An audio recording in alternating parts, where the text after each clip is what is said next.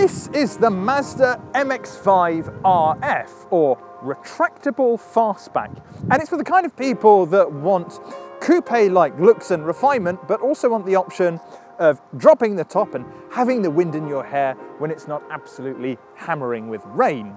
Now, that all sounds good on paper, but the MX-5 majors on being a driver's car and is super lightweight, so surely adding a big, clunky folding roof mechanism is going to mess with the formula, right? Well, today I'm going to find out. But before we go any further, if you like our videos, why not give us a thumbs up and subscribe for more awesome reviews just like this one. First, we're going to start off with a little history lesson, because the MX-5 is known as a convertible sports car, but there was actually a coupe version many years ago for the NB, or second generation MX-5. Now, it was built in extremely limited numbers and is very sought after today, but the RF is the closest we've got to an actual mass-produced coupe version of the MX-5. Now, it isn't actually a coupe, nor is it a hardtop convertible. It's a targa. Now, what that means is that instead of the whole back end of the car folding away like a convertible, it's only the middle section that's removed, a lot like a Porsche Targa. What I find really interesting though is that the MX-5 majors on being a lightweight sports car. It only weighs around 1,060 odd kilograms. But instead of having a manually removable roof section, which would have saved weight, you actually have a proper mechanism back here. But remarkably, that only adds around 50 kilos. So the MX-5 RF only weighs in at around 1,100 kilograms. Now, with that mechanism, it is actually speedy. I measured in around 14 and a half seconds to go up, and then the same to go down as well. But unlike a convertible, which a lot you can do at speeds of up to 30 miles an hour, you can only remove the roof on the RF at speeds of up to 6 miles an hour, which is a little bit pointless, really.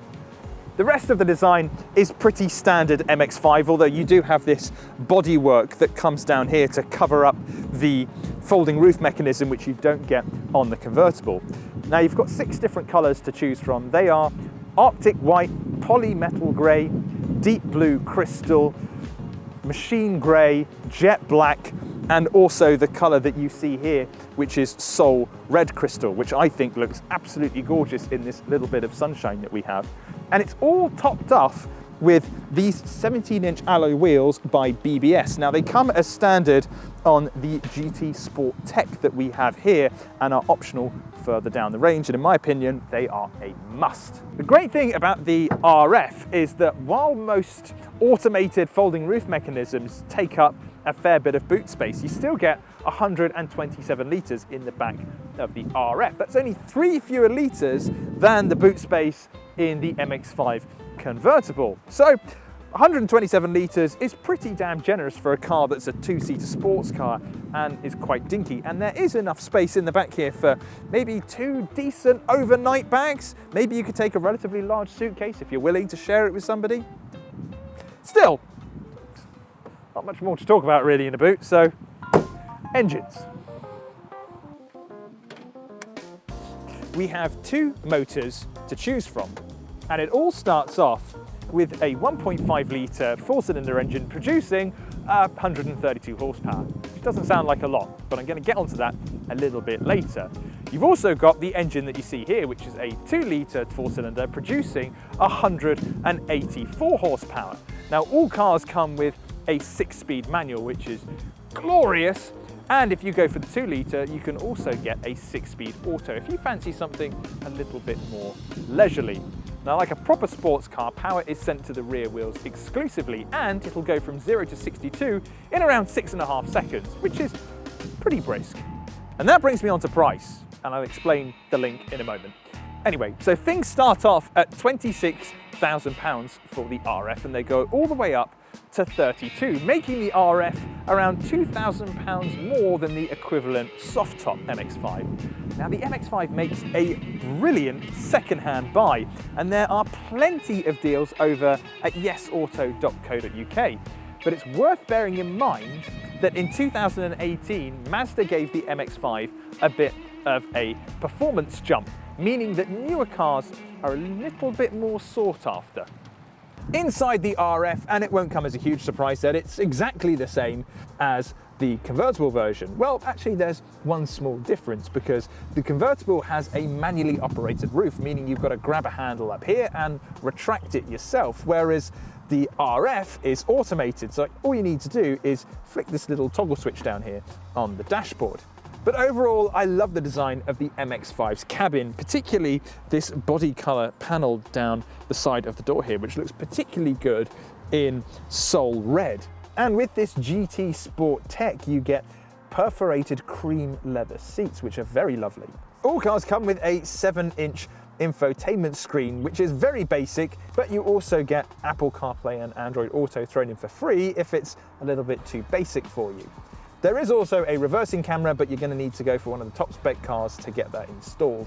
Now, I've already done a full breakdown of the MX-5's interior, and you can watch my review by clicking the link in the top right hand corner. Now, that car had the 1.5 litre engine and I really liked it, but this one, being the 2 litre, has a bit more punch, and I can't wait to see if it's any better. I love getting into an MX-5, and now, in all fairness, the first time I drove an MX-5 was earlier this year when we had the 1.5 litre engine. It took a little bit of time for me to get used to it, because at first I thought it was a little bit gutless and a bit characterless, but the more I drove it, the more I realised that it just worked so well, because it was all about momentum and there was a real graveliness to the engine. Now, there's a big following for the 1.5, but it's the 2 litre that we have in this car that has the most power. Before I get onto performance, what I want to point out is that this being the GT Sport tech means that we do actually have some mechanical upgrades over the regular MX-5 RF and also the convertible version. Now, it only comes with the 2 litre manual, but what we've got is a sport suspension setup as well as a limited slip differential, and it's also a little bit stiffer as well. If you're trying to toss up between kind of the sporty RF and the regular RF, but are worried that the suspension might be a little bit too stiff, don't worry about it. It's really smooth. I'm going over a bumpy road at the moment. I was here with a Hyundai i30N recently and it nearly shook my fillings out, but in this thing, it's absolutely fine. It's really, really comfortable.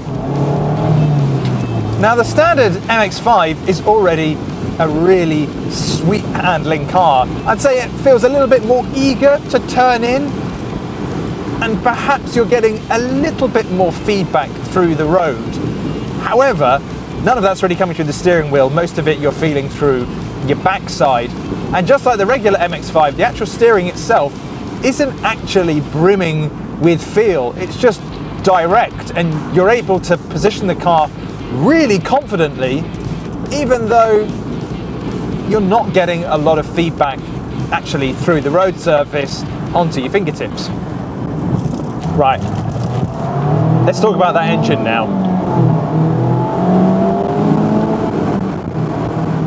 It definitely feels a fair bit more punchier than the 1.5. The 1.5 is the kind of car that you need to really get to learn how to use it, really work with the car chassis and the road to get the most out of it. Whereas the 2 litre is just much more accessible from the off. You can put your foot down and you feel like you're in something that's just got more punch to it. But what's worth noting is actually that it's quite a smooth motor.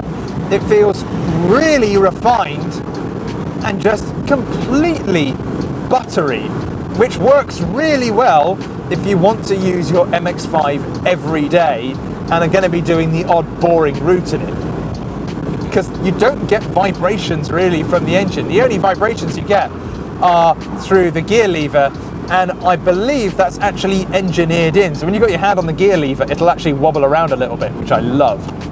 I would say the downside, though, of it being smoother, perhaps more refined, is that it doesn't feel quite as sporty as the 1.5. The 1.5, when you get in it, it kind of shakes the car a little bit, and you feel like you're in something that's just kind of a little bit more raw. And when you rev it out, it's got this really gravelly sound to it, whereas you don't really get that in the 2 litre. Okay, that's the engine covered. What's the RF actually like? Well, it's actually quite different to the convertible. Now, I was expecting this big area behind me to catch a lot of wind and to create a horrible buffeting sound. That's that kind of nasty noise that you can get when one window is open in your car and the other is closed when you're driving down a motorway. However, it's not really like that. It is a very, very calm place in here. Admittedly, I've got the windows up for recording purposes. I usually like having them down when the roof's off, but you kind of create your own little kind of bubble from within inside, and you've got some fresh air coming in through the top. But other than that, it's actually really calm in here. Again, much calmer than it would be with the convertible. But there's one other benefit to the RF that we're going to have to cover with the roof up. And now we've got the roof up, I can talk about the next benefit of the RF, and that is it's just a bit more civilized inside, because when you've got the soft top version, yes, it's more hush than what you would get on a convertible from 10-15 years ago, but it still lets in more noise than a coupe. It's still a slightly more raw experience, but with the RF's metal roof, it's much quieter on the inside. It feels more civilized, more livable. And I think that's what makes this car so strong, is that it's its versatility. It can play the MX-5 card brilliantly by giving you a pretty much completely open air experience. But if you want it to be a slightly more traditional coupe sports car, well, it's got you covered there too. So if you do want that element of sophistication, something that's going to be slightly easier to live with than the full convertible MX-5, then Mazda has really hit the nail on the head with the RF.